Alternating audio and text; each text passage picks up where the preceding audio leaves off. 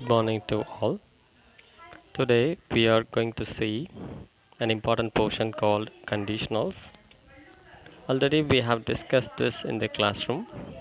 So again we are going to see here as a video.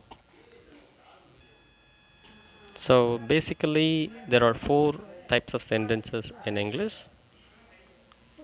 It is applicable in all the languages, but in English also there are four types. They are assertive, or we can call it declarative or statement. The second type is imperative. Third type is interrogative or question sentence, or last one is exclamatory. I hope you remember all the purposes of all these four types of sentences. Assertive, declarative, or statement, we use such a sentence when we state a normal fact, when we share an idea. So that ends with a full stop. The second type, imperative, we use this type when we share a request or a command. In imperative sentences, there will not be subject. So the subject normally will be you, the second person, which is understood by the speaker as well as the listener. So therefore, the subject you is omitted. So imperative sentences start with verb. Third type is interrogative. We call it question also. Interrogative sentence we use to ask questions, maybe yes or no question or WH question or any type of questions. Last one is exclamatory. Exclamatory sentence we use to share our emotions, strong feelings. Now we will actually conditional is part of transformation. It comes under a transformation of sentences. So for that we should know there are how many types of transformations are happening in English. The first one is very basic one, from an affirmative sentence type to negative sentence, using different types, different methods. You can say that I am coming to college, I am not coming to college. By adding simply the word not, we can change an affirmative sentence to negative. Or we can say, for example, he learns Hindi. This is affirmative sentence. To convert this into negative, he does not learn Hindi. So this is how we can change by adding simple word not, or using the word never, unless, seldom. There are many words which we gives negation, the idea of negation. So it is first transformation. The second transformation is, already you would have studied about this active to passive, active voice to passive voice. So in active voice, the speaker gives importance to the doer, the subject. In passive voice, action will be given importance. So this is active to passive transformation we do, and also vice versa, passive to action, active. Reported speech, that is also a kind of transformation of sentences from direct to indirect. Direct speech is nothing but the words of a speaker. We use the words of a speaker exactly. In a reported speech or indirect speech, we use as a third person. As a third person, we report the words of the speaker to the third person. Last one is simple, compound, complex. This is the peak of the transformation. From simple to compound we change, from compound to complex we transform the sentence.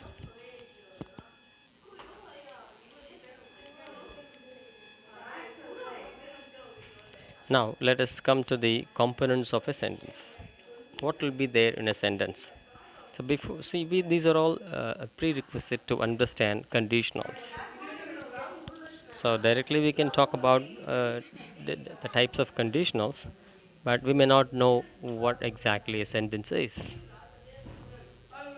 Sentence is nothing but a complete idea.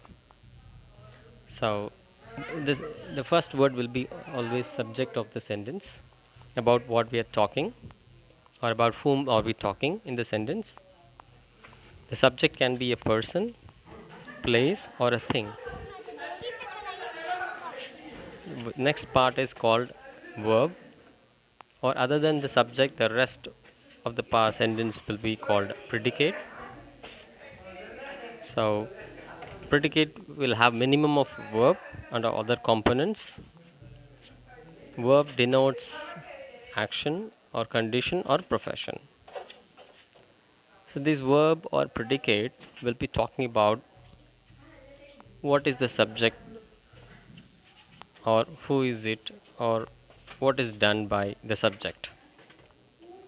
The remaining part of the sentences will be different words answering to the questions where, how, when, and why. So, for example, if you take Ramu went, it's a very simple sentence. Ramu is the subject, went is the verb.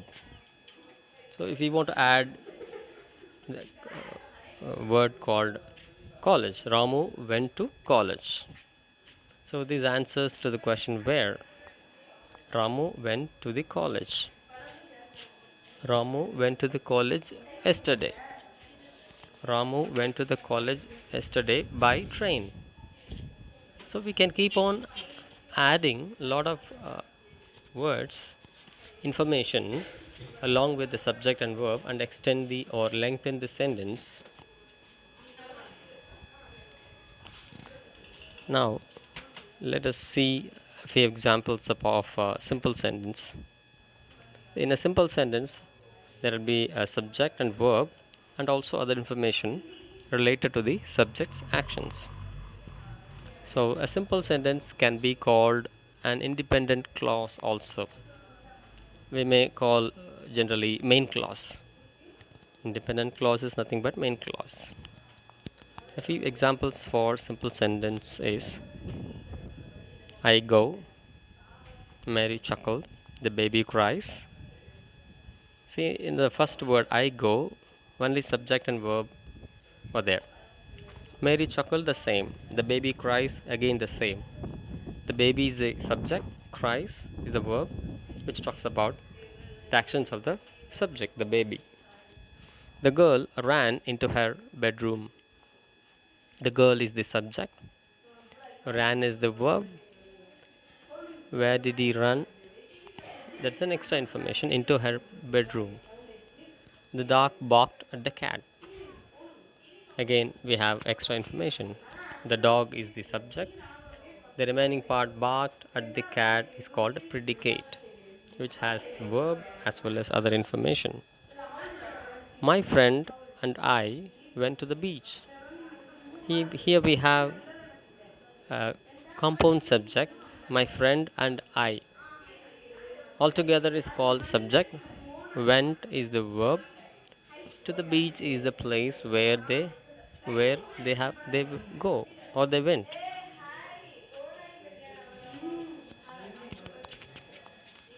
Now we should understand what is phrase and clause, because without understanding what they are, it's difficult to understand conditionals. I think all of us may be aware of what a phrase is and clause, but still we should have clarity on it. Phrase is nothing but group of words which has a meaning in it, but doesn't give a complete sense of a sentence. For example, the sun rises in the east. Here, in the east is called a phrase. The sun rises is a sentence. Again, it has extra information in the east, which is nothing but a phrase. Second example, he never does anything that is silly. Here, that is silly is also a group of words, but it is called a clause because clause should have a subject and a verb of its own. That is called clause. When a clause gives a complete meaning, we may call it a main clause or an independent clause or also a sentence, meaningful sentence. Here, this from this example, the clause that is silly doesn't give a complete meaning, but it has a subject and of its own verb. That is the subject, is the verb, and silly additional part.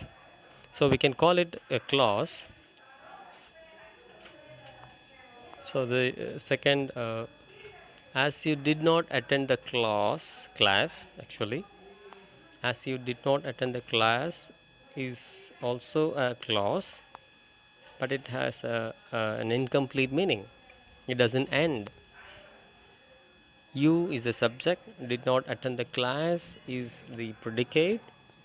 It is very good as a sentence, but it has the word as, which makes it a clause and incomplete sentence. When they were playing in the ground,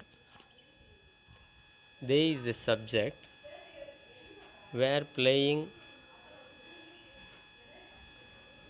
in the ground is the predicate, but it has a conjunction called when, which makes it a clause and incomplete meaning. So now let us see an example with replacing a noun, phrase, and clause. He has a chain. It is a simple sentence. He is the subject, has is the verb, a chain is the object. A chain, actually, the word chain, a noun form. Now, let us see, he has a chain of gold. We add extra information about the chain and make it a phrase. Chain of gold is a phrase. He has a chain which is made of gold. Now, the same idea is defined in the form of a clause where there is a subject and verb or predicate which is made of gold. But it is not a complete sentence. It depends the rest of the there is a main clause for its complete meaning, which is made of gold is a dependent clause to the main clause he has a chain. If it stands alone, it does not give meaning. So it is a clause, subordinating clause we call it. Now let us see how to follow punctuation when we write a phrase or clause. When we start with a phrase or clause, to differentiate this part from the rest of the sentence, we use comma. Comma is the separating element.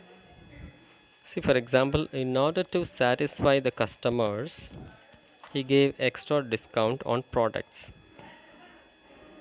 The first section is called phrase in order to satisfy the customers. Here, the main clause is he gave extra discount on products. The main clause has extra information in the form of phrase. When the sentence started with a phrase, we separate that section with a comma. There is another example for the same. Since I left the college earlier, actually it is a clause. When the sentence starts with a clause, again we separate that clause with a comma and the main clause follows. I missed the placement class yesterday. Since I left the college earlier is the clause. I missed the placement class yesterday is the main clause. Now, the same